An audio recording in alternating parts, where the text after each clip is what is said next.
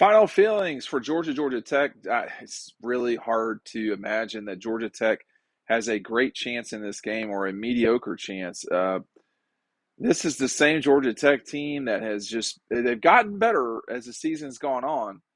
But Georgia probably has too. I mean, you look at the challenging last four games that the Dogs have played.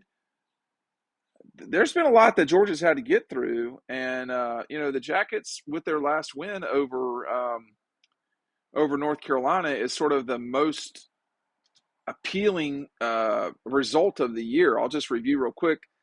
Clemson looked horrible against Georgia Tech, and Tech looked horrible too. Then a 14-point, 18-point win over Western Carolina. This is a Tech team that got beat 42-0 by that clown show, Lane Kiffin and the Mississippi Rebels. That's not great running into this Georgia team on the road. They lost to Central Florida by 17. They tripped up Pittsburgh after they fired Jeff Collins. That was a 26-21 win over Pitt. They won in overtime over Duke. They lost to a bad Virginia team by 7 at home. Got rolled by Florida State.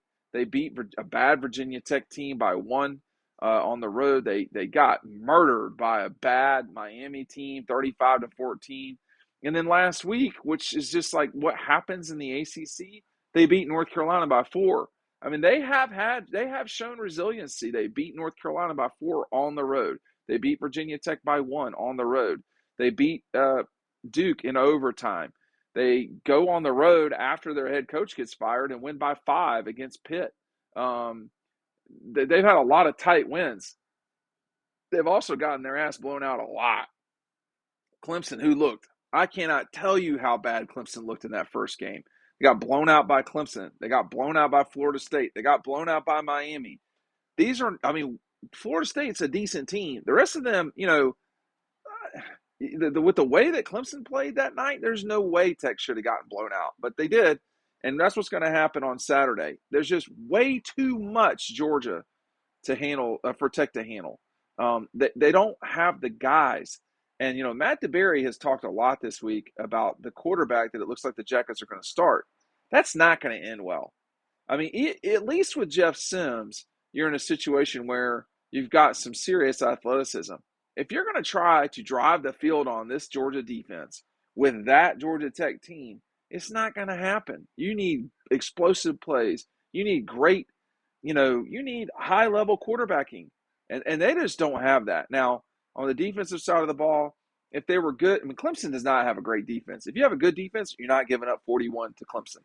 If you have a good defense, you're not giving up 42 at home against Mississippi. If you have a good defense, you're not giving up 41 to Florida State, and you're not giving up to 35 to Miami, a team that could not get 100 yards against Clemson. I mean, this is a bad Tech team. That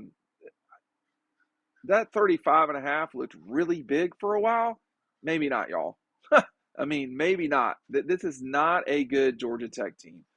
And I just don't, having grown up in Atlanta and having grown up going to this game, I think people that, you take it seriously. I've seen Tech upset Georgia as double-digit dogs. That happened in 14. In 16, I cannot recall what the line was, but I will look it up right now. But not 30-plus points. I mean, you cannot be in this scenario where, you're Tech in Georgia, where you're Tech trying to come back, for lack of a better term, from these massive lines. I mean, it's just too much, and it's only an indicator, it's only a barometer of the way that the public feels that this game will go.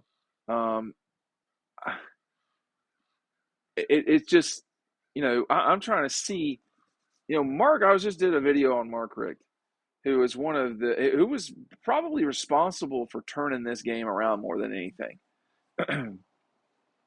The last 3 games between these two teams have been at least 4 touchdown lines. In 2018, it was a 17-point line. In 2017, a Georgia team that went on to play for the national championship and won the SEC. That was an 11.5-point line.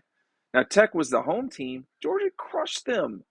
I didn't ever think that game would be in doubt. Georgia Tech upset Georgia. They were a 4.5-point dog in 16. That was a great win for Georgia Tech. I'm just going to tell you that right now.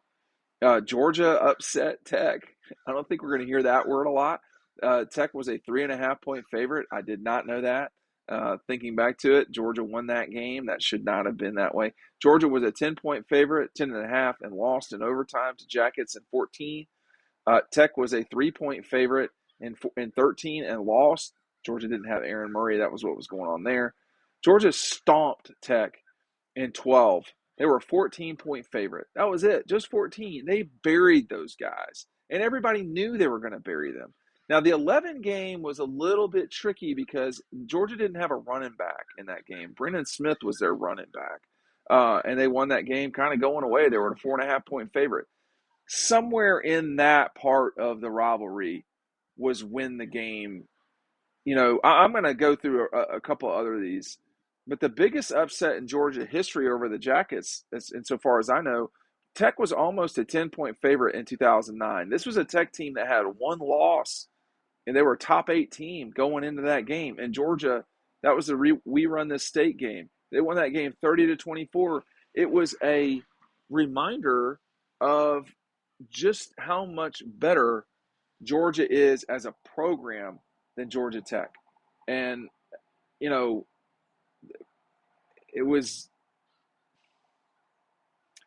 that was a tough loss for the Jackets, I'll tell you that. And a lot of the games with Tech for Mark Richt were tight lines. 0-1, they go down to Tech and upset them. Tech was a 2.5-point favorite. Georgia absolutely stomped a hole into Tech in 0-2 that the Dogs were an 8.5 favorite. In 0-3, they go to Atlanta as a 10-point favorite. 0-4, they had to hold on, but they were a 13-point favorite. So you could see, even if in that 0-5, 6, and 7, those were pretty good Tech teams. Those numbers were all within a touchdown. But over the last few years, in the 90s, Tech was a 1-point favorite in 95. 97, Georgia was a 4.5-point favorite, barely won that game. Mike Bobo. Georgia was a 3-point favorite and was upset in 99. The Jackets were favored by 4 in 99. Georgia was favored by 1.5 and lost that game in 2000.